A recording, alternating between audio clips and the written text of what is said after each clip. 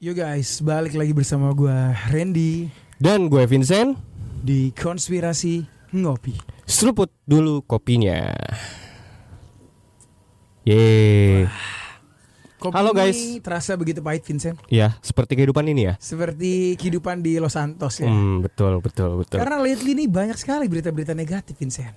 Aduh, gue udah capek, Ren. Sama, gue sebenarnya Gue capek banget, Ren. komentar gitu, tapi Iya. tiba-tiba buka sosial media. Isinya itu lagi ya. Waduh.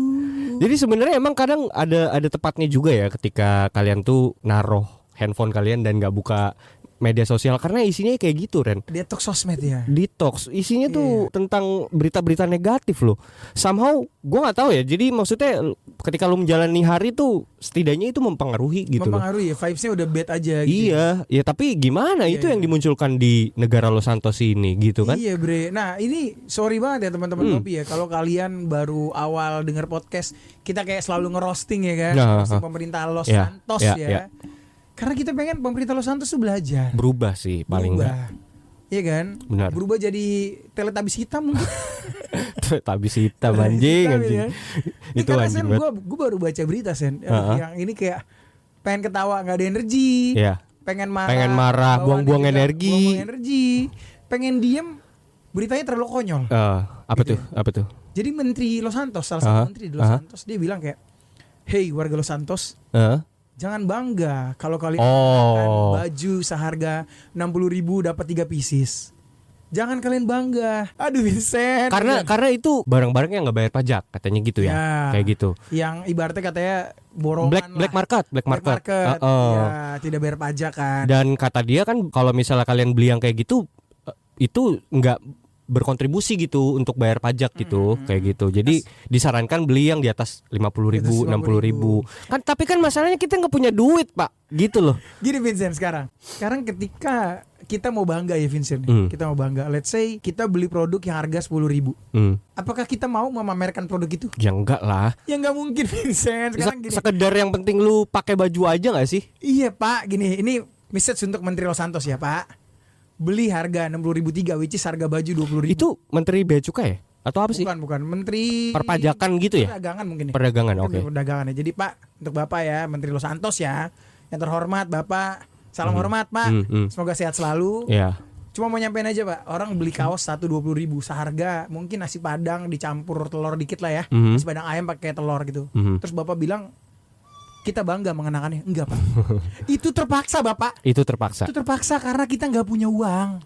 Kalau yang mau dibanggain tuh Chanel gitu kan. Terus Nah, itu boleh deh bangga Balenciaga, atau apapun lah ya Louis gitu. Vuitton. Iyalah, itu apa yang mau dibanggain gitu loh. Sekarang beli kaos tidak bermerek Pak, itu aja kagak ada mereknya Pak. Iya. Karena kalau dicetak mereknya nambah ongkos lagi Chen.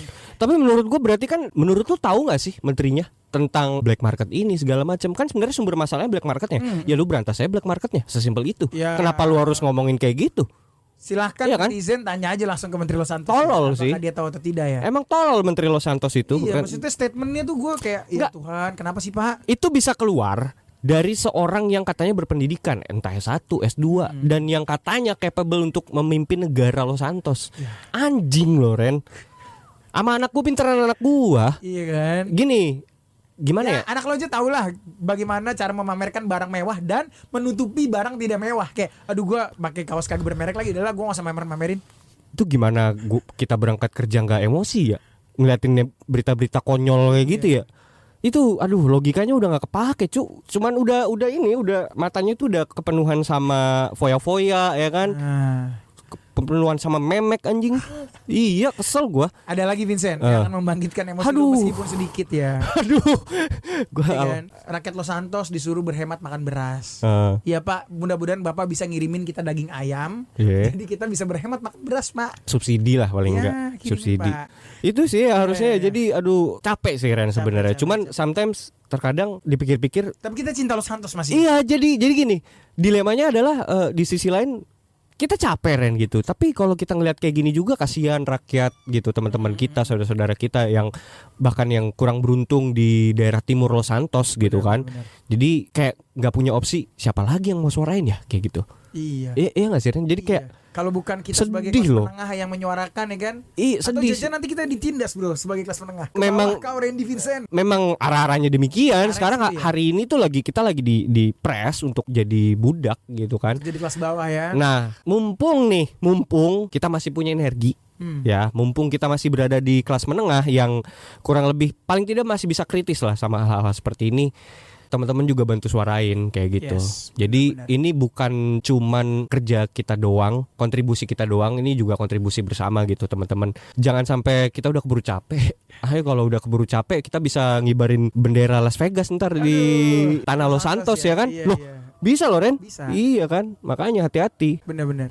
Dan satu lagi pesan gue sih selalu berdoa yang terbaik ya untuk para menteri, untuk para pemimpin. Gue kan dulu support juga pemimpin Los Santos. Tapi gue tidak fanatik. Ketika pemimpinnya berbuat salah ya gue akan mengkritisi kebijakan. Harus begitu sih, harus objektif kita. Benar. Terlalu terlalu naif banget kalau lu terlalu fanatik gitu, jadi kelihatan goblok lu kalau fanatik gitu loh. Iya. Vincent, gitu. sudahlah kita berlarut-larut bersedih dalam Los Yes. Santos. Kita mau main-main ke Hogwarts nih ya. Yoi, Hogwarts. Wah, ini Nah, dia. teman-teman mungkin ada ya yang demen gitu ya sama Harry Potter ya. Selama ini mungkin Harry Potter kan udah habis ya lore-nya ya. Udah. Terakhir tuh kayaknya udah mau keluarin trailer baru. Nggak tahu tuh film beneran atau fan. Yang apa nih? Karena gue ngikutin. Yang apa ya Ren ya? Ini bukan yang Terakhir bagian kan Fantastic Beasts tuh, Iya, yang Bu, ceritain masa lalu tuh. tapi bukan dari lore Fantastic Beasts. Ini beneran dari Harry Potternya. Oh kelanjutan ya. Nyeritain Gua- tentang anaknya mungkin ya. Gua gak tahu deh kelanjutan atau anjing berasa kayak Naruto gak sih? Enggak, tapi emang bener kayaknya mau dibuat sequel gitu sih. Iya kan? Tapi memang belum rilis aja. Iya, itu masih isu. Nah, ya itu harapan gue sih kejadian ya. Karena memang gua juga lumayan ngikutin sih Ren. Tapi nggak terlalu yang in banget gitu ya, yang gua ngikutin lagi. Pottermania banget enggak juga. Oh iya, Tapi gue juga bukan Pottermania, tapi gue ngikutin dari soalnya season 1. soalnya gua rasa ada yang lebih militan dari itu gitu. Banyak pasti kayak. Dan itu fanatik tuh. Ini pernah ikut tes nggak? Apa tuh? Pernah ikut tes yang ada di online gitu lo masuknya itu ke Slytherin kah? Oh, nggak pernah. Ke Gryffindor. Itu di Facebook nggak sih? Facebook ya. Lu apaan waktu itu Gue masuknya? Slytherin gue. Oh, gitu? Severus Snape. Oh gitu. Iya. Menurut lu kenapa? Menurut gue mungkin gue licik seperti ular. Ya, itu Iya, salah satu iya. traitsnya ya kan yang ada di Slytherin. Karena kan memang Tuhan bilang lo Apa harus tuh? cerdik seperti Ular dan tulus tulus seperti seperti merpati. Iya, ya nggak apa-apa juga. Namanya orang kan beda-beda. Menurut lo apa? Gua nggak tahu lagi. Masuknya apa ya? Kayaknya Ravenclaw kali ya. Ravenclaw ya? Paling berat harusnya Slytherin sih gue Ren. Slytherin. Gua Enggak lah, ngakuin kayaknya lo Ravenclaw lah. Karena kayaknya lo cocok sebagai figuran bro. enggak, bukan figuran cu. Ravenclaw gue malah ngeliatnya intelligence. Intelligence ya. Intelligence kan Si Hermione tuh harusnya kan Ravenclaw. Ravenclaw. Cuman karena Gryffindor kan jadinya. ada semangatnya itu mungkin jadi si sorting headnya milih dia masuk ke Gryffindor kayak gitu. Cuman banyak teori yang bilang harusnya dia masuknya Ravenclaw karena pinter gitu kan. Enggak sih, kayak kalau Narsis berarti Vincent ya. Menganggap dirinya pinter ya. justru makanya dari itu gue kayak kayaknya gue Slytherin deh kayaknya gue lebih suka jadi Slytherin, bukan dalam artian suka kayak gitu, cuman ngelihat dari traits gue harus ada cerdik-cerdiknya sih kayak gitu. Nah kira-kira mungkin teman-teman apa nih ya kan, entah masuk Hufflepuff gitu kan. Lu sejauh mana sih ngikutinnya Ren kalau Harry Potter ini? Harry Potter gue ngikutin bener-bener gue nonton dari episode pertama sampai dengan episode terakhir yang terakhir lawan Voldemort gitu. Yes. Yang kayak ya gue bisa bilang itu storynya epic sih. Epic. Jadi kayak gue suka nonton film sequel kayak Game of Thrones. Game of Thrones dari season 1 sampai dengan season 6 itu bagus banget. Tapi di season 7 di ending itu menurut gue mess up. Sampah dan itu membuat gue tidak mau menonton lagi. Tapi Harry Potter menurut gue dikemas secara Epic sih. epic menurut gue. Epic, iya. Dan di sini yang mau kita angkat adalah dari cerita Harry Potter ini ternyata banyak referensi atau suatu inspirasi yang dimunculkan dari Bible, Ren. Apa? Iya. Serius Vincent? Iya. Dan memang pada dasarnya kita juga banyak menemukan hal ini di banyak lore-lore lain ya, cerita-cerita lain ya. Dan ternyata pun Harry Potter tidak lari dari esensi-esensi itu pada akhirnya. Wah. Kayak gitu. Nah ini sangat menarik Ren. Ini menarik sekali Vincent. Iya. Dibanding kita membahas baju 60.003. Jelas. Mending kita bahas Harry Potter Vincent. Iyalah, kita lari dari kenyataan dulu ya kan. Yes. Kita ngomongin fun fiction dulu nih yang happy-happy buat teman-teman. Korek. Jangan kemana-mana teman ngopi. Pertajam analisa lo. Perkuat dengan Cocok Slogi.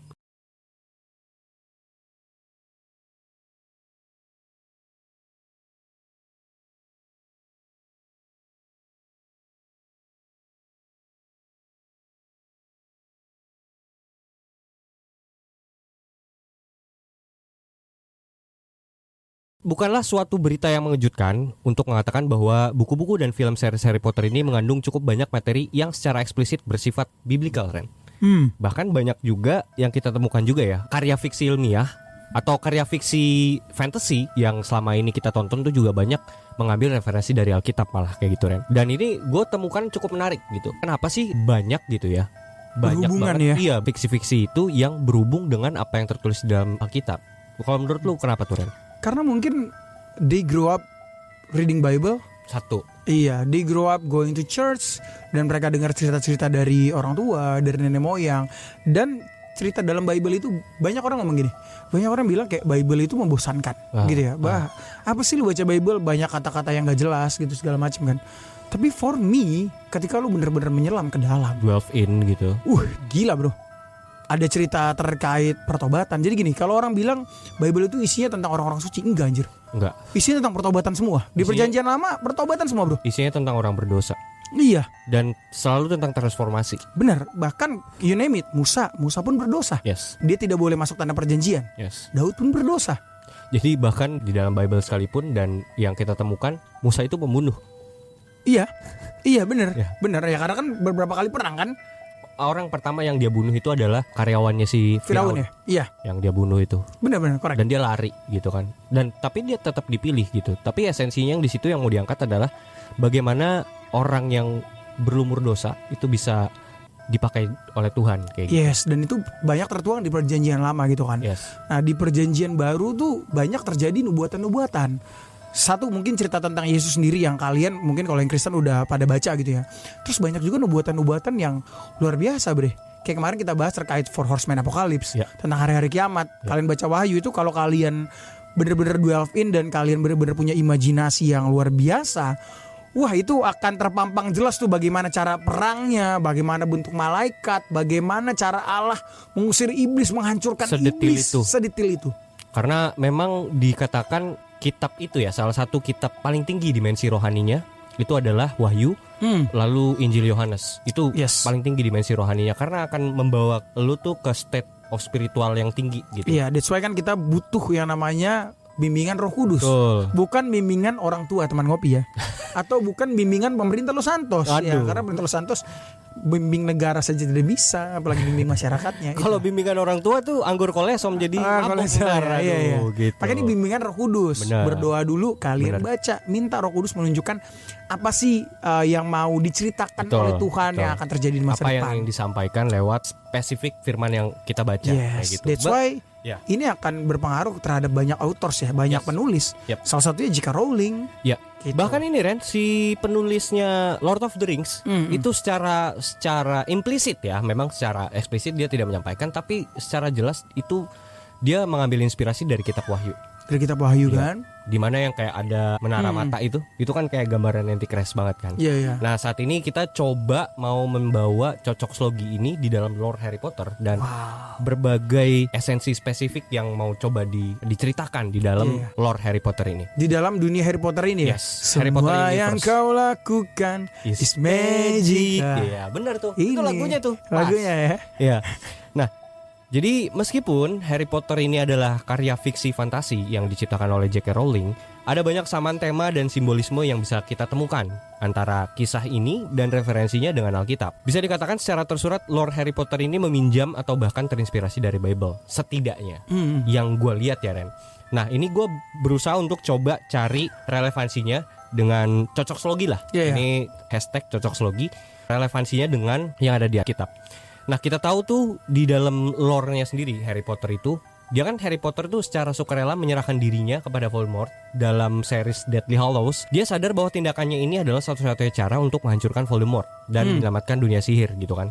Nah pengorbanan Harry ini dapat dilihat sebagai paralel dengan pengorbanan Kristus yang membawa keselamatan bagi orang lain kayak gitu. Nah kan kita tahu juga kalau di dalam Bible, kita tahu bahwa pengorbanan diri adalah tema yang mendasar dalam Alkitab, khususnya dalam kisah Yesus Kristus yang mengorbankan dirinya untuk menebus dosa manusia. Nah, pengorbanan ini adalah bentuk kasih yang tertinggi dan menjadi pusat iman Kristen. Setidaknya dari ceritanya lore Harry Potter itu juga mengangkat temanya, Ren. Tapi tidak secara eksplisit dia benar-benar jiplak ya, enggak. Cuman maksud gue yang mau dikatakan di situ ada tema pengorbanan. Ada sacrifice-nya, Yes, pengorbanan ada dan tema. keselamatan. Iya kan? Wow. Jadi setidaknya itu ada paralel di situ. Ada paralel yang berusaha dimunculkan sama J.K. Rowling, entah disengaja atau tidak. Kayak gitu. Ini menarik sih Bre ya. Karena gue sebagai pencinta Harry Potter, mungkin gue belum realize aja nih apakah bener-bener ini saling berhubungan gitu ya atau tidak. Tapi Makanya banyak kok, Ren. gue ingin menyelami ini nih. Yes. Tapi banyak kok. Jadi maksud gue bukan cuman satu spesifik cerita lore Harry Potter aja. Banyak cerita-cerita. Marvel itu banyak banget loh. Kurang lebih sebenarnya adaptasinya kurang lebih sama kayak Iya. gitu. Tapi mungkin kalau di Marvel dan di yang lain ya, ya ini gue kasih spoiler dikit lah ya. Ya, Ini ya. kalau dari pandangan gue, di situ dikatakan bahwa Tuhan adalah entitas yang mengekang. Then you have to fight against God. Jadi seakan-akan nih ya Didistorsi pemikirannya yang Tuhan yang jadinya juru selamat Ya. jadi kayak pengekang. Yang lu yang sebagai umat tadinya manusia pengayom gitu ya. Yang tadinya pengayom malah ini dijadikan seolah-olah entitas tirani gitu ya. tirani. Itu yang berputar di kepala-kepala orang ateis, Rin. Dan itu yang ingin mereka masukkan ke dalam anak-anak zaman sekarang. Benar. Gen Z. Benar. Hey Dan Gen itu Z, wake berasa up. lagi. Dan itu berasa lagi. Gak usah Gen Z ya, maksud gue di anak-anak milenial aja itu gue temukan gitu di circle kita.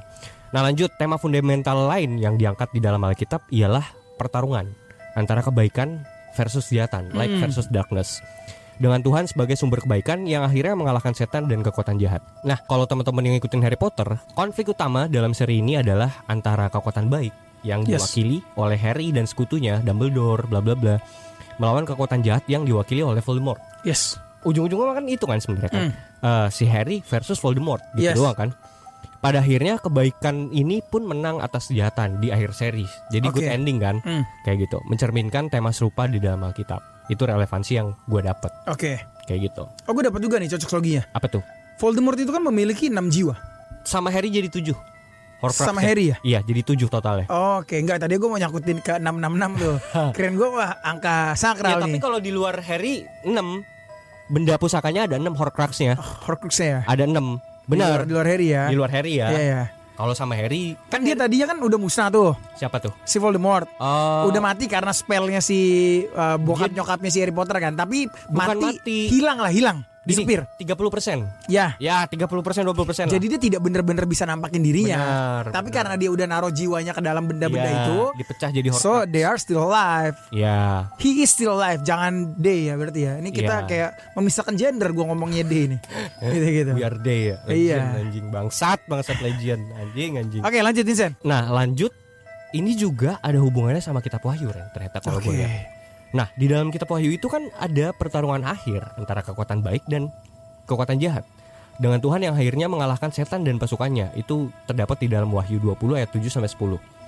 Di dalam lore Harry Potter ini juga terlihat suatu pertarungan terakhir yang menjadi penentu klimaks dari cerita dan lore Harry Potter ini, di mana ketika Harry dan Voldemort di Hogwarts dalam Deathly Hallows itu bertarung mati-matian. Wow. Ya kan? Iya. Di akhir ceritanya kan. Dan bisa dilihat sebagai paralel dari pertarungan apokaliptik antara kebaikan dan kejahatan, di mana kebaikan akhirnya menang dan Voldemort dikalahkan. Nah, di situ juga terlihat ada simbol kebangkitan di situ. Ya. Benar gak? Ketika Harry sudah hampir mati lah. Yes. Harry udah hampir mati, dia berada di alam lain kan. Dia ketemu Dumbledore di situ. Iya. Dan dia tuh di situ kayak menyerahkan dirinya untuk berkorban kan, yang tadi gue ceritakan. Sampai akhirnya kan di situ dia harus mati dulu kan. Dia sadar bahwa gue kayaknya kalau untuk ngalahin kan gini. Si Harry Potter tuh sadar ternyata dia adalah Horcrux terakhir. Iya. Nah, untuk ngalahin Voldemort, Dia harus mati dulu. nah gitu loh. Makanya dia harus bangkit lagi. Nah, setelah dia mati, dia bangkit lagi menggunakan Resurrection Stone kan. Iya. Nah, itu kan sebenarnya kurang lebih tema fundamental yang diangkat di dalam Alkitab. Iya, benar. Iya kan? Tapi mungkin tidak menunggu 3 hari aja. Iya. Langsung dia. Iya, secara teknis enggak. Cuman maksud gue yang diangkat itu kan tema fundamental kebangkitan menjadi tema dalam cerita, ya kan? Terutama melalui Harry yang mati dan kemudian bangkit menggunakan Resurrection Stone setelah konfrontasinya dengan Voldemort yang dapat dilihat sebagai simbol kemenangan atas kematian. Si Voldemort itu kematiannya, kebangkitannya si Harry. Iya. Kayak gitu. Jadi kayak Wah, gila sih ya. iya kan? Iya. Jadi kurang lebih sebenarnya ini ada sangkut pautnya juga gitu Bener. kan. Kayak gitu. Ya terinspirasi lah. Terinspirasi dari kalau cerita bisa Bible gua itu katakan sendiri. sih sebenarnya J.K. Rowling kayaknya harusnya terinspirasi karena ntar akan gue delvin lagi dari sudut pandang dia tentang keagamaan itu sendiri. Oh, Kayak nah gitu. terkait senjata itu lu ada cocok lagi gak? Kan Apa jadi tuh? kan Horcrux. senjata yang digunakan si Oh belum tuh, gua nggak. si Harry tongkatnya kan. Iya. Kan jadi tongkatnya itu kan tongkat terkuat sebenarnya. Oke. The most powerful Wand. wand ya kan. Itu In kan the jadi itu kan universe. sebenarnya tongkatnya si Dumbledore. Oh ya. Dumbledore menggunakan itu untuk ngalahin si Grindelwald. Oh. Ya kan? Oke. Gunakan tuh untuk ngalahin si Grindelwald. Berarti the owner of the wand-nya itu si Dumbledore. Oke, benar. Nah, itu tongkatnya bisa berpindah tuan dengan cara membunuh si tuan utamanya. Oh. Nah, yang membunuh tuan utamanya Mhm. dianggap Voldemort adalah Severus Snape. Oke. Karena ketika si Dumbledore waktu itu diserang di menara kastilnya, ya, kalau nggak salah ya, di atas menara itu kan ya. Malfoy kan nggak bisa bunuh Dumbledore. Iya. Karena kayak dia merasa ragu lah. Oh. Dumbledore tuh kayak udah ngalah, Malfoy nggak bisa bunuh. Akhirnya Snape, boom, yang ngeluarin sihir, akhirnya si Dumbledore jatuh, Aha. mati. Iya. Nah, si Voldemort menganggap Snape yang punya Master Wand itu. iya, Master of the Wand itu, makanya Snape dimakan, dibunuh, dililit kan sama ular ya kan, Sama Nagini. sama Nagini, Oke, dibunuh karena oke. si Voldemort mau itu tongkat terus jadi tongkat gua. Which is sebenarnya Oke. tongkat itu adalah kepemilikan dari Draco Malfoy. Karena Malfoy yang mengalahkan si Dumbledore pertama kali. Oke. Jadi ketika Dumbledore dikalahkan oleh Malfoy, itu Iya. tongkatnya udah jadi tongkatnya si Malfoy. Oke. Nah, baru tinggal finishingnya kan si Snape. Snape itu nge-finishing, Oh. mati. Dan itu pun sebenarnya atas persetujuan Dumbledore kan. Iya. Nah, Ya, Snape dia kayak berkorban gitu kan si Dumbledore kan? berkorban. Oh. Benar. Pada akhirnya Mhm. Malfoy dikalahin oleh Harry, bro. Iya. Jadi Harry yang menjadi tuannya. Master of the mungkin Wand itu ya. mungkin yang ya. si tongkat apa namanya? Tongkat ajaib yang paling kuat ini ya. Iya. Oh. Iya, oke, mungkin oke, ya, oke. mungkin ya. Iya. Mungkin kalau mau dicocokologi ini Mhm. wand-nya ini tuh kayak semacam raja dunia, bro. Kayak gini loh. Kayak ketika si Harry udah berhasil menaklukkannya, kalau apa namanya? Yesus kan mengalahkannya itu di kayu salib. Iya. Ketika dia udah mati, Iya, dia iya, mengalahkan iya. segala dosa. Iya. Kita jadi umatnya. Betul. Kita udah ditebus. Iya. Nah, secara nggak langsung tuh melalui kematian dan melalui tongkat itu, jadi ini tongkat itu ibarat kata kayak manusia nih, manusia dunia nih, Iya, tongkatnya iya. udah dimenangkan Oh. oleh si Harry. oleh si Harry yang tadinya Voldemort berpikir dia yang udah menangin. Oh. Sama seperti iblis. Iblis berpikir dia sudah make memenangkan sense, make sense. kita. Make sense, sosiologisnya make sense. Gitu. Iya. Yang tadinya iya Lord Voldemort tuh mikir kayaknya gue udah menang nih karena gue udah makan itu si dari Severus Snape kan. Iya, gue udah ngalahin Kekuatannya Severus kayak gitu. Snape. Iya. Harusnya nih tongkat jadi tuannya itu gua. Iya. Gitu. Oh, ternyata itu malah patuhnya sama Harry. Nah, itu Kayak juga gitu. mungkin yang dipikirkan oleh iblis. Iblis merasa dia sudah memenangkan kita dengan segala macam hedonisme, segala Betul, macam betul. sexual activities. Tapi balik lagi ya teman-teman ya, buat teman-teman yang beragama Kristen, kita udah ditebus oleh karena darah Yesus. Jadi Amin. bukan karena dosa kalian tuh terlalu banyak kalian bisa menjauh. Yes. Ada kata-kata bagus itu di dalam Mazmur juga ya. Dibilang kayak, kemana aku bisa lari? Karena kemanapun aku pergi di ujung dunia tuh ada Engkau Tuhan. Yes. Jadi di saat lu mau lari nih dari Tuhan, nggak bisa, lu udah miliknya Tuhan. Betul. Gitu. Iya sih, karena memang secara paralel pun gue juga menyambungkan Voldemort ini sebagai sosok entity setan sih Ren. Dengan apa yang kita lihat ya, proyeksinya di dalam Bible itu sendiri ya. Iya. Kayak gitu.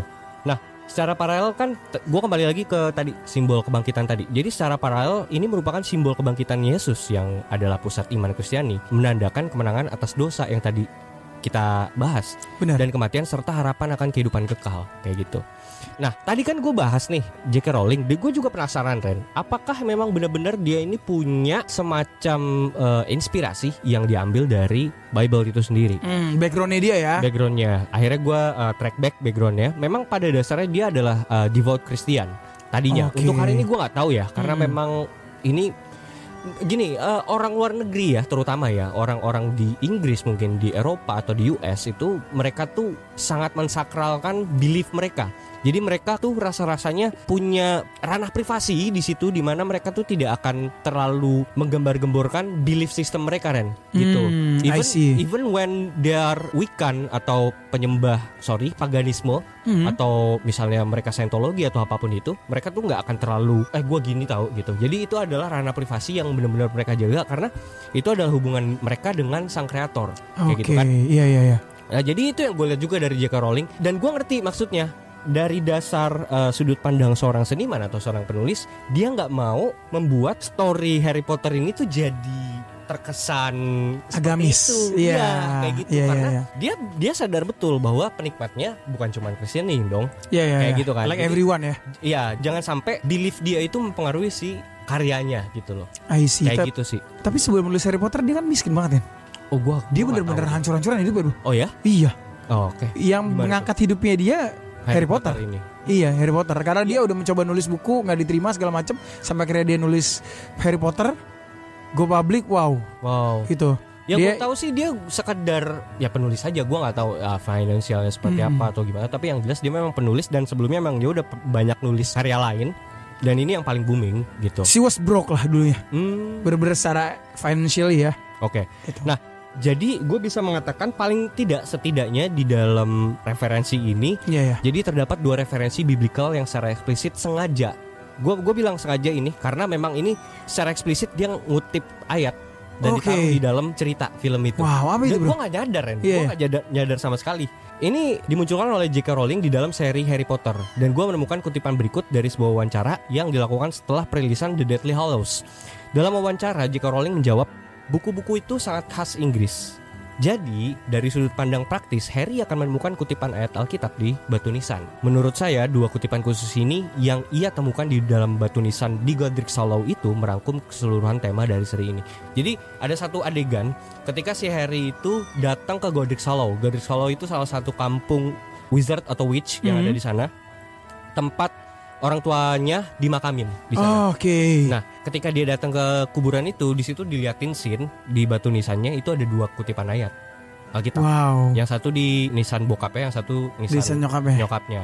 Yang satu tulisannya ayatnya kayak gini Ren. Musuh terakhir yang akan dihancurkan adalah kematian. 1 Korintus 15 ayat 26. Wow. Terus di batu nisan yang satu lagi tulisannya, di mana hartamu berada, di situ juga hatimu berada. Wow. Dan di situ secara jelas si J.K. Rowling bilang kalau gua men-spill ini itu tuh seolah-olah 2 ayat ini seperti merangkum keseluruhan tema dari seri Deathly Hallows itu. Di mana di dalam Deathly Hallows yang dikalahkan adalah maut, which is Voldemort. Iya. Kayak gitu loh. Jadi itu kayak semacam merangkum gitu Ren, kayak gitu. Kematian dan harta ya. Jadi kayak harta, ya bener sih. Maksudnya kalau lu ngumpulin harta di dunia kan, di mana ngengat dan karat Yes. akan merusak itu, Yes. gitu kan. Kayak lu ngumpulin harta for years lah, bertahun-tahun. At the end you're getting old and then you die. Lu mewariskan harta ke anak lu, for what? Anak lu juga punya hidup masing-masing. They fight for themselves gitu loh. Jadi ya harta terbaik adalah ya di hati lo, pure hearts. Gue juga setuju itu. Gue memang orangnya melankolis juga. I'm a lover not a fighter lah. Gue orangnya tipikal melankolis. Jadi gue tuh gampang terenyuh bro. Gue tuh orang yang tipikal melihat sesuatu tuh dari hati. Gitu, makanya gue suka banget lagunya Club Actis dari hati. Lu benar-benar ngelihat segala sesuatu dari hati. Gue ngeliat lu kayaknya full of logic deh. Nah itu dia Vincent, Anda salah mengartikan saya. Saya kan pengen terlihat baik di depan teman-teman ngopi bro. Gitu ya, ya gak apa-apa, bagus loh. Iya. Nah, jadi memang esensi kekristenan yang ditaruh sama si J.K. Rowling di situ, dan dia mengatakan bahwa ya memang itu adalah referensi Alkitab yang nggak bisa dia nggak bisa dia tolak gitu loh, bahwa itu memang benar-benar secara eksplisit dia ngambil itu. Tapi di sisi lain di dalam wawancara itu dia juga bilang bahwa Harry Potter ini berangkat dari kebudayaan dan kultur Inggris. Gitu loh. Oke. Oh iya dong, culture dan budayanya iya dong. Nah, sepakat. Nah, dan di mana hubungan antara religion di dalam kultur Inggris itu udah kayak berarkulturasi Ren. Jadi itu bukan lagi sesuatu yang religious jadinya. Oke. Jadi stance-nya itu dia berdiri sebagai kultur di situ. Esensi kekristenan yang berada di Inggris itu bukan lagi jadi suatu religious, hal yang religious Ren. Saat ini ya. Kayaknya Saat kalau ini. you say 90-16, 90-30, 90-40, correct me if I'm wrong ya. Karena setahu gue pernah nonton satu film juga yang dimana ada ilmuwan yang gay dan ternyata tuh dimusuhin lah oleh pemerintah. Akhirnya dia disuntik hormon. Itu di mana? Di US juga. Oh, ya tapi di Inggris sama. US kan mengadaptasi Inggris juga bro. Iya. Pada saat itu mengadaptasi freedomnya sama kan. That's why yang gue lihat pada saat itu ya, pada saat itu karena harus di highlight oleh teman ngopi. Kayaknya pada saat itu mereka cukup religius sih menurut gue ya. Iya. Pada saat itu, at that time. Iya, ini gue ngomong bukan masalah mereka religius atau enggak, bukan itu. Yang gue ngomong di sini, ketika hingga saat ini menurut gue religius itu hal-hal religius dalam tanda kutip secara eksplisit Christianity itu sudah mengakar di dalam root kultur mereka. Jadi kalau lu ngambil kekristenan bukan kultur Inggris tuh, kayak gitu. Kayak gitu. Jadi bahkan pun sebagai contoh ya, Christmas dan Easter yang dirayakan di dalam Harry Potter. Iya. Gimana? Mereka itu witch, mereka itu wizard. Bener. Tapi mereka merayakan Christmas. Di celebrate ya. Iya. Jadi di situ tuh bagian dari kultur.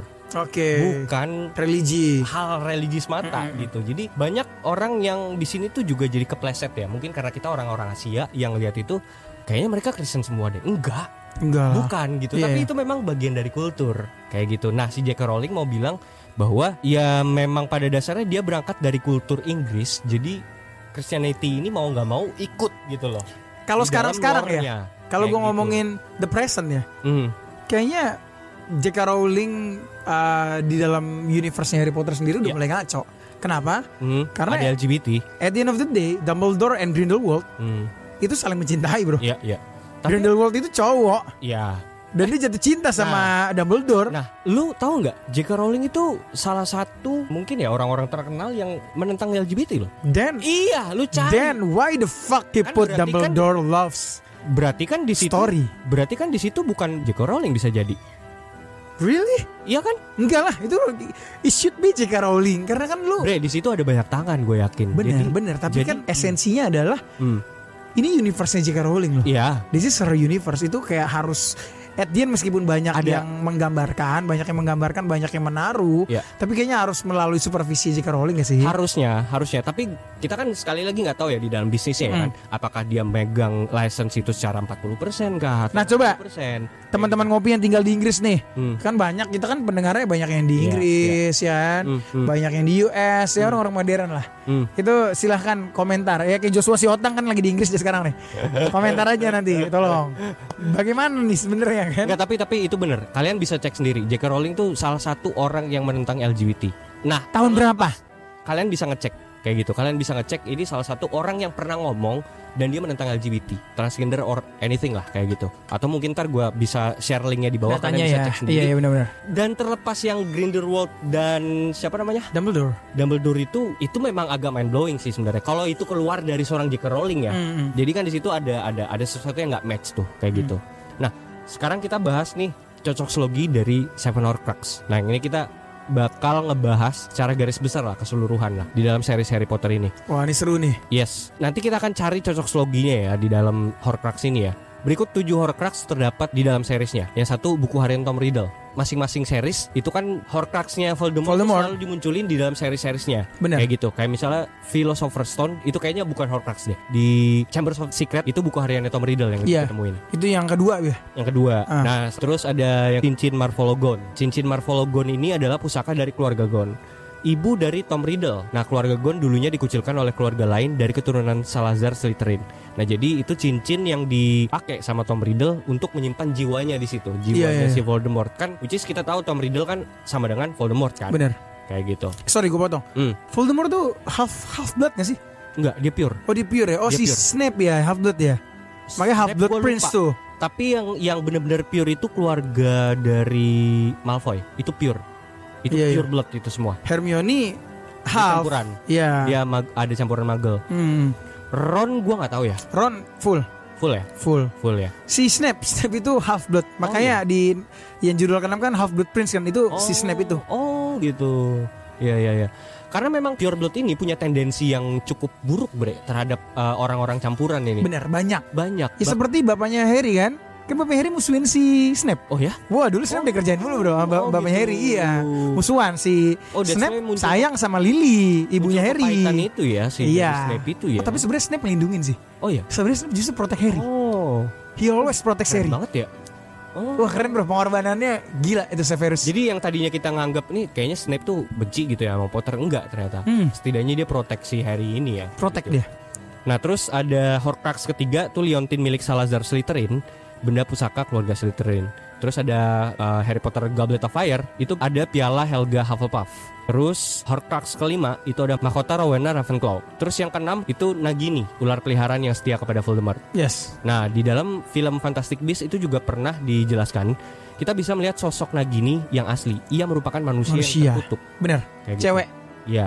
dan dapat berubah menjadi ular. Setelah Nagini terjebak selama menjadi ular, ia akhirnya menjadi pelayan setia Voldemort dan membuat Voldemort menjadikannya salah satu Horcrux yang paling dekat dengannya.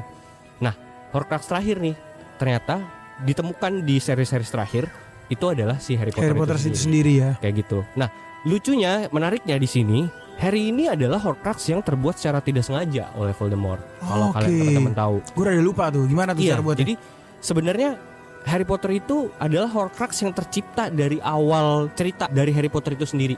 Dimana ketika Harry Potter waktu itu masih bayi, yang pertama kali dikunjungin sama si Voldemort buat ngebunuh bapak ibunya. Si Harry Potter mau dibunuh gitu, masih bayi gitu. Karena ada ramalan itu ya. Ada buku ramalan di mana si Voldemort ngerasa bahwa dia nih anaknya nih kayaknya nih. Iya, yang akan menghalangi tujuan dia gitu kan. Akhirnya dia datang ke situ, dia mau ngebunuh. Tapi ternyata ada spell yang melindungi si Harry Potter, dan spell itu yang ngasih nyokapnya yang udah meninggal itu. Spell cinta katanya, kayak gitu, yang melindungi si Harry Potter. Jadi seolah-olah sihirnya si Voldemort itu mental balik ke dia, yang menjadikan si Harry Potter itu punya tanda itu. Iya. Jadi makanya kalau dia ada si Voldemort tuh dia rasa sakit, pusing segala macam kan. Nah, jadi dia secara tidak sengaja terbentuk menjadi Horcrux pada saat malam di mana Voldemort membunuh keluarga Potter. Nah, hal ini membuat Harry dan Voldemort terkoneksi satu sama lain. Bahkan Harry bisa berbahasa ular, Parseltongue. Yes. Seperti yang Voldemort lakukan. Nah, jadi kurang lebih sebenarnya si Harry pun di sini kayak setengah Voldemort dia itu, Bre. Jiwanya gitu loh. Lanjut.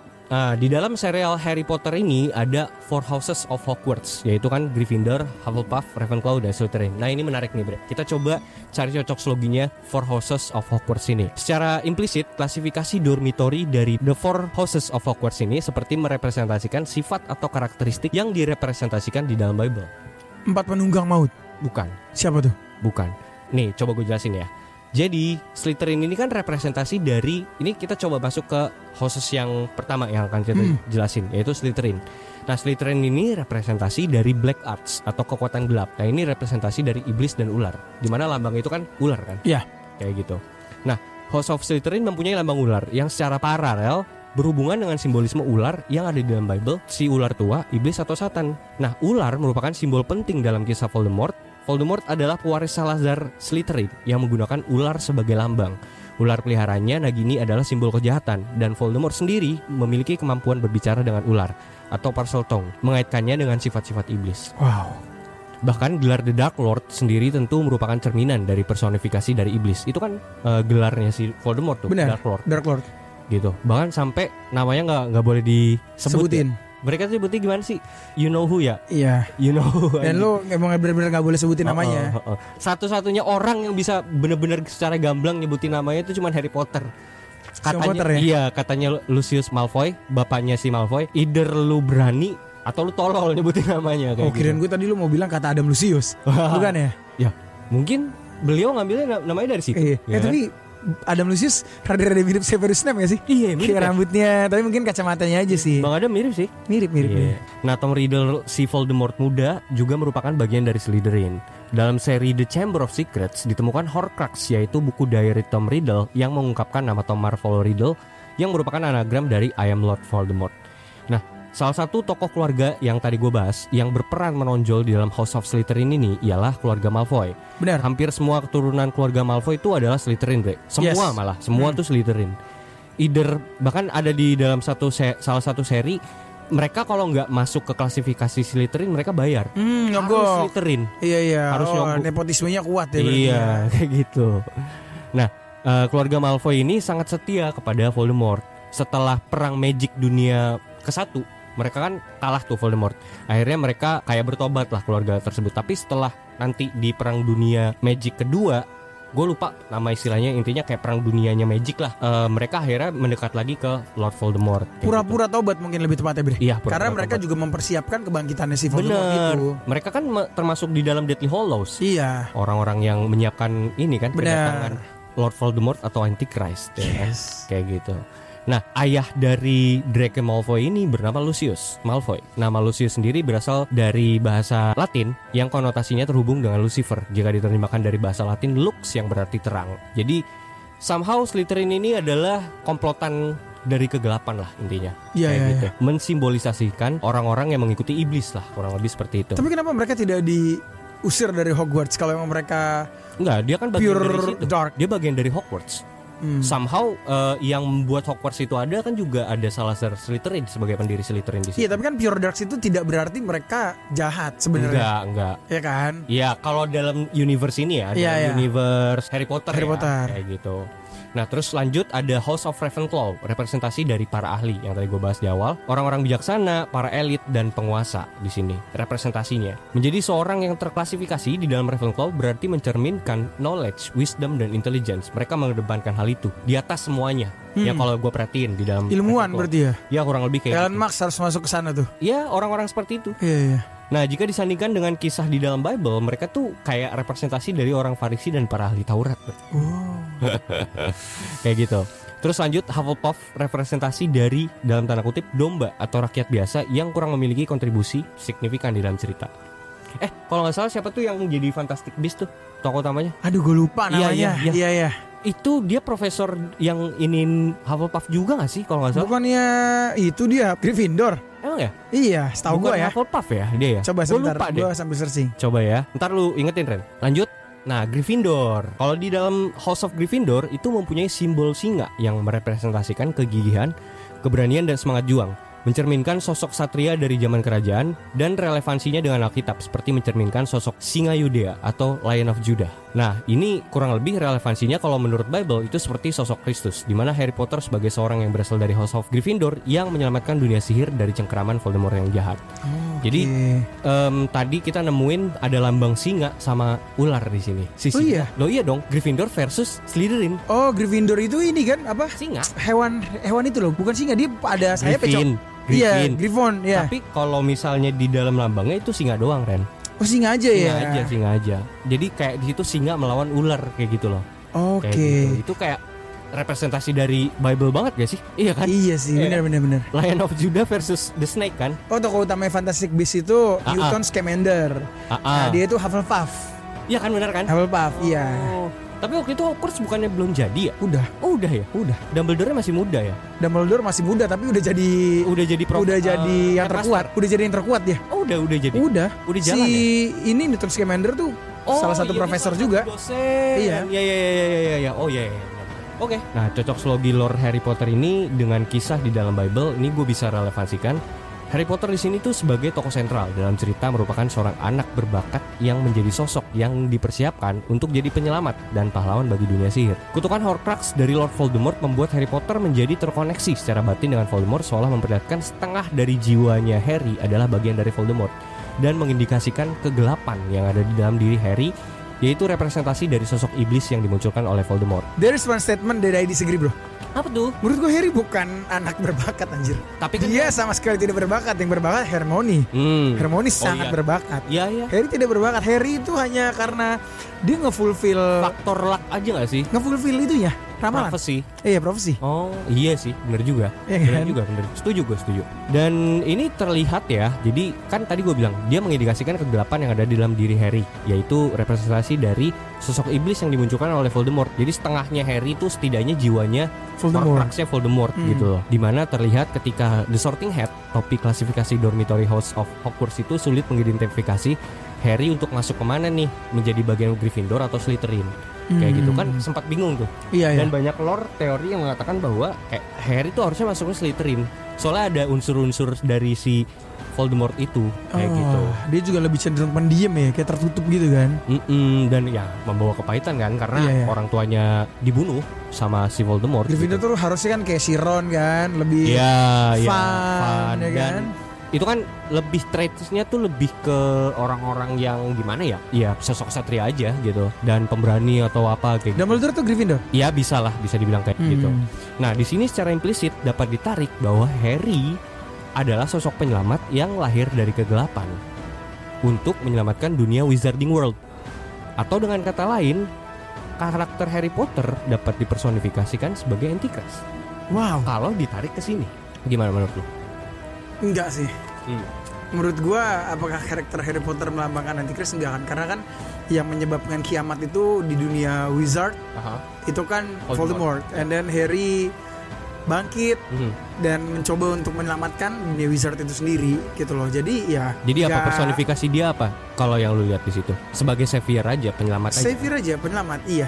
ya memang harus memfulfill profesi itu. Gitu. Karena Tapi memang dia lahir dari kegelapan. Jesus bro, Jesus lahir dari cahaya, tapi dia menanggung kegelapan itu bro, sampai dia terputus dari Allah. Dia sempat terputus kan dari Allah, ketika dia menanggung dosa manusia, yang mana dia akhirnya kayak merasakan Eli Eli Lama sabaktani. Allah di mana kau? Kenapa kau meninggalkanku? Gitu kan? Itu kan karena dia terputus tuh koneksinya, ketika dia menanggung dosa manusia. Nah, Itu pertanyaan nyelenehnya di sini itu kan kayak sosok representasi Kristus yang coba mau dibawa di dalam sosok figur Harry Potter gitu. Savior lah. Savior. Tapi kan pertanyaannya, which Savior? Savior yang seperti apa? Penyelamat yang dari mana? Penyelamat yang berasal dari dunia kegelapan kah? Ini Wizarding World loh, kayak gitu. Itu kalau mau ditarik ke esensi kekristenannya seperti itu. Nah, referensi kultur sihir dan praktik witchcraft ini, Bre, yang tadi kita bahas. Ini kita sekarang ngebahas dari sisi pop kulturnya. Ini tuh kayak sudah terafiliasi dan menempel di dalam dunia fiction ya, di dalam dunia pop kultur dan Hollywood sekalipun tuh juga diperlihatkan, Bre. Bukan hanya di dalam Harry Potter. Zaman sekarang tuh bertebaran, Bre, pop icon terkenal yang secara terang-terangan mengidentifikasikan mereka tuh sebagai witch atau wizard atau penyihir, bahkan melakukan praktik-praktik sihir secara literal. Lu sering lihat gak sih referensi kultur sihir ini dan praktik witchcraft ini tuh seolah-olah kayak mau dipaksakan gitu deh. Dan seolah-olah dalam franchise Harry Potter ini itu tuh kayak predictive programming aja perlahan-lahan diperlihatkan. Dan di zaman sekarang di zaman sekarang di dalam Hollywood itu kan terang-terangan banget kalau sekarang ya. Oke, gitu. kalau gua nggak berpikir sejauh itu sih ya. Menurut gua karena I watch Harry Potter when I was a kid, then I finish watching Harry Potter as a kid also. Jadi gue ngelihatnya lebih ke ya ini fun to watch aja gitu loh. Jadi kayak memang ya karena kan I don't really believe in magic bro. Maksudnya is there any kind of magic? Iya mungkin ya. Tapi mungkin untuk orang awam seperti gue. Dan magic seperti apa dulu nih? Iya magic seperti apa dulu nih? Apakah semua yang kau lakukan is magic? Gini, nah ini kita samain persepsi dulu ya. Magic tuh yang seperti apa ya? Yang gue maksud praktik sihir witchcraft atau wizardry ini di dalam pop kultur itu adalah paganisme, Ren. Paganisme atau yang paling mudah tuh yang kita lihat di dalam keseharian kita sebagai orang Indo atau orang yang tinggal di Los Santos itu adalah praktik-praktik dukun, Ren. Itu udah termasuk di dalam magic, sihir atau witchcraft kayak gitu. Itu udah termasuk kayak gitu. Bukan yang kayak Wingardium Leviosa, bukan kayak gitu. Expecto Patronum, bukan. Kan gitu ya. Jadi bukan yang bener-bener imajinatif seperti itu, tidak kayak gitu. Tapi lebih ke santet, segala macem gitu ya. Atau bahkan sesimpel misalnya dalam kultur US yang sekarang sedang berjalan, nafas-nafas New Age itu juga termasuk kan. Astrological things, kayak gitu. Itu udah termasuk ke dalam sihir, penyembahan sesuatu yang bukan Tuhan kan. Gitu loh. Jadi really? Iya dong, jelas. Let's say we talk about zodiac lah. Nyembah siapa? No, ini kan berasal dari kulturnya dulu, kultur Yunani, Ren. Dari penyembahan terhadap dewa-dewa Yunani. Kayak gitu. Bahkan Sagittarius sekalipun itu juga melambangkan dewa Apollo, dewa panah, dewa matahari. Gitu. Jadi kita harus berangkat dari rootnya dulu. So they think it is worshipping false gods. You think so? Gini, secara ekstrim dikatakan lu secara 100% mempercaya itu bisa mengilahkan hal itu dong. Kayak gitu loh. Karena menurut gue gini ya, sebenarnya kalau gue ya kita spesifik lah, kita sedikit ngomongin tentang kayak zodiak gitu. Zodiak, if you believe the prophecy of zodiak, you are totally shit sih menurut gue. Lo percaya kayak anjing Sagittarius bulan ini lo hoki. Tai. Itu tai sih bro. Nah, itu tai menurut gue. Tapi kan ada traits beberapa orang yang benar-benar seperti itu kan. Mungkin masih ada orang sebodoh itu ya. Loh, zaman dipelihara ternyata kebodohan itu. Dalam maaf ya, gue maaf banget ya. Gen Z anjing, banyak gitu. Gen Z tidak percaya hari ini di hoki, enggak. Mungkin ini gue meluruskan ya. Sebagai coachnya Gen Z, menurut gue yang dipercayain bukan terkait ramalannya, tapi personal traits. Nah, personal traits, kalau dari personal traits, gue pernah baca dalam Alkitab. Correct me if I'm wrong ya teman-teman ngopi juga, lu juga Sen. Di situ ada satu ayat yang dibilang bahwa di antara bintang-bintang di situ digambarkan ilmu pengetahuan. Kurang lebih seperti itulah. That's why lu tuh harus belajar tuh, kayak waktu pun kan dilihatnya dari matahari, pergerakan bulan, segala macam gitu loh. Jadi memang di dalam luar angkasa itu there is a knowledge in it gitu loh. Jadi menurut gua kalau terkait personal traits is a different thing lah with the prophecy. Tapi kalau lo ngomongin profesinya ramalan, anjing, you wake up gitu. Kalau gue sih lebih kepada jadikan itu referensi.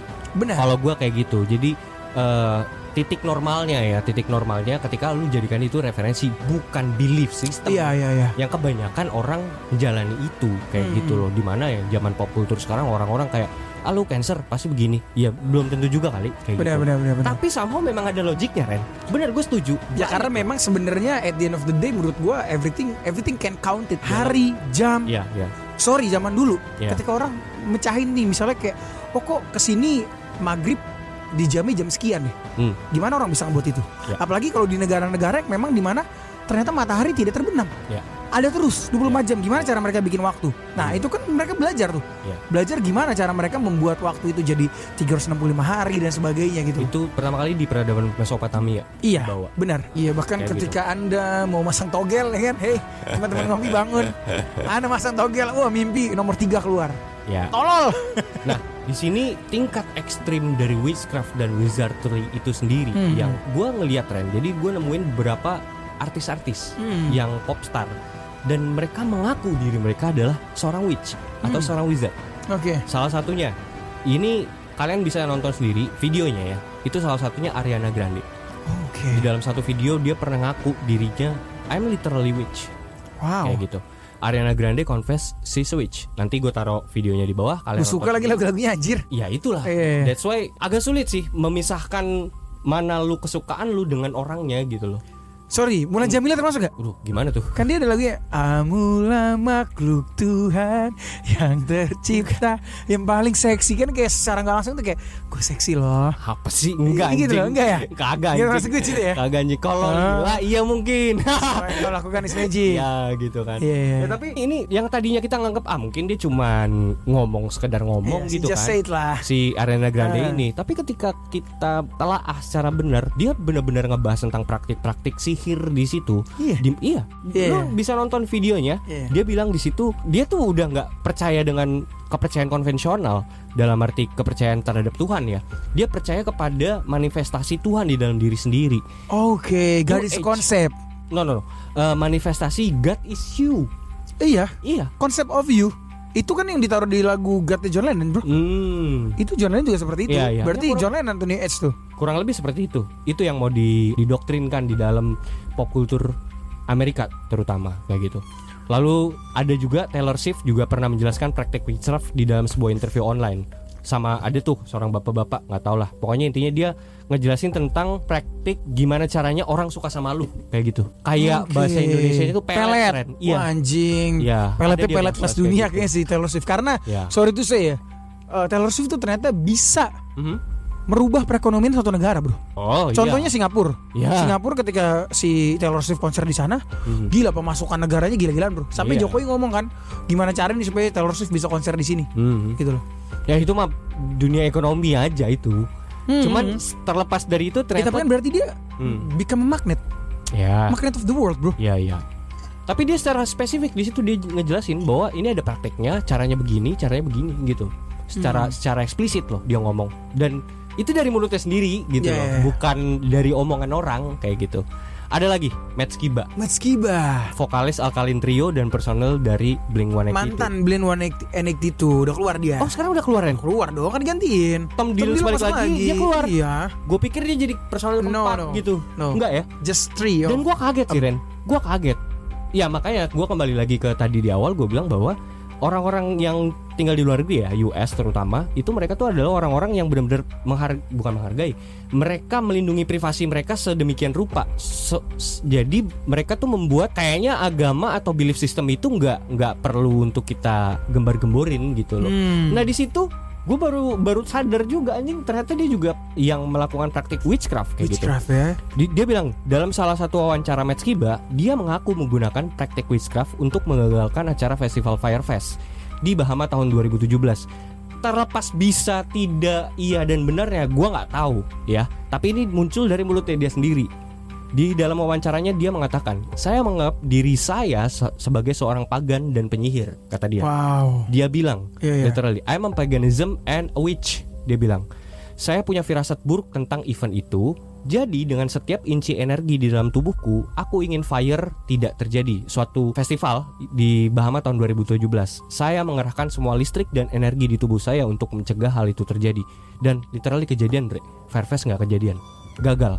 Jadi si Karena apa tuh? owner dari Firefest itu ditangkap sama FBI. Entah ada penyelewengan atau apa, dana atau apa, tapi intinya nggak jadi acara. Kayak gitu. Tapi kan pertanyaan selanjutnya bukan karena Matt Skiba juga toh, kayak Benar, gitu kan. tapi secara tidak langsung mungkin ini bisa dicocok login gitu kan. Dan Matt Skiba ngaku ngomong hal itu, bahwa esensi yang mau gua garis bawahi di situ, dia adalah seorang witch gitu. Gitu Ren.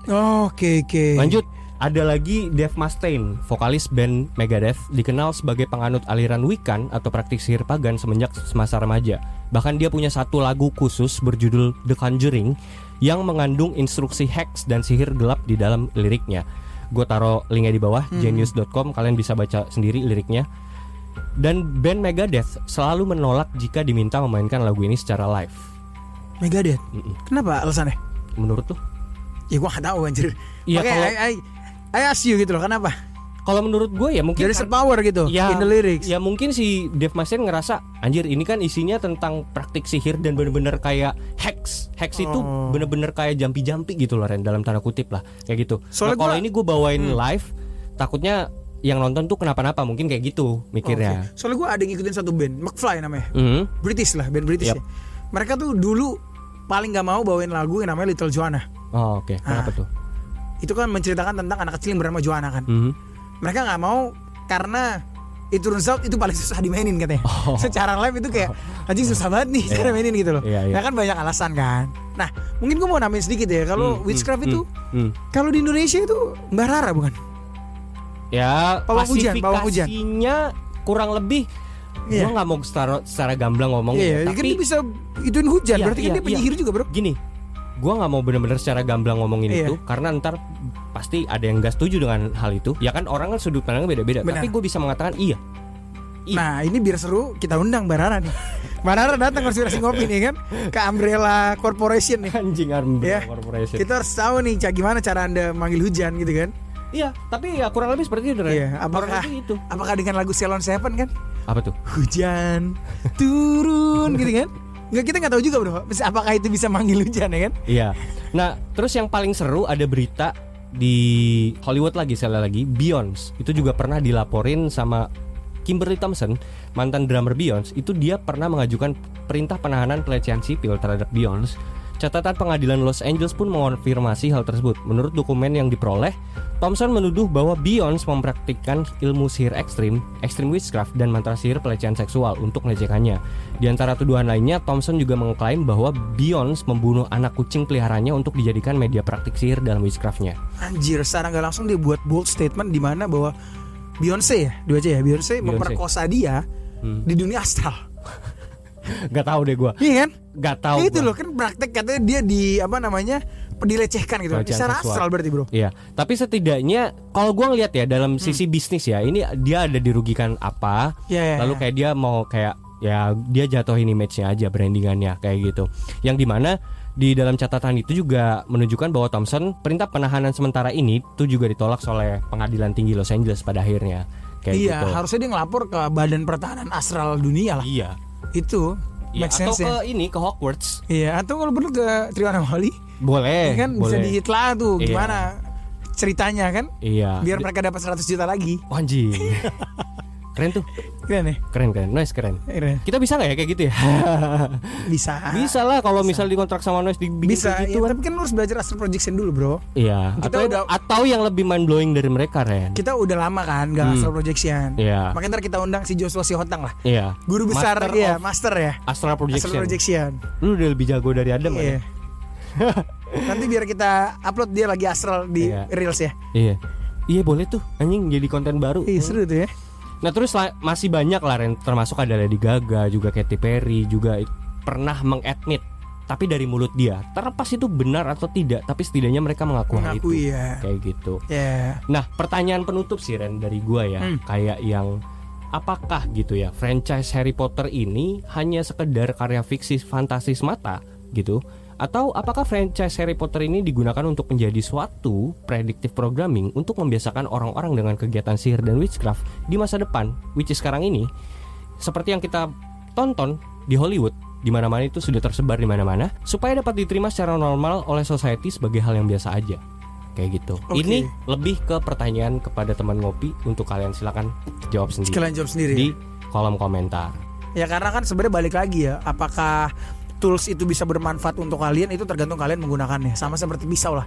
Pisau kalau digunakan untuk memotong kucing, Anda bisa ditangkap seperti bapak kos ya kan. Kalau Anda gunakan untuk memotong kucing, Anda bisa ditangkap. Tapi kalau Anda gunakan untuk memotong apel ya kan, Anda kasih cyanida bisa ditangkap juga, Bro.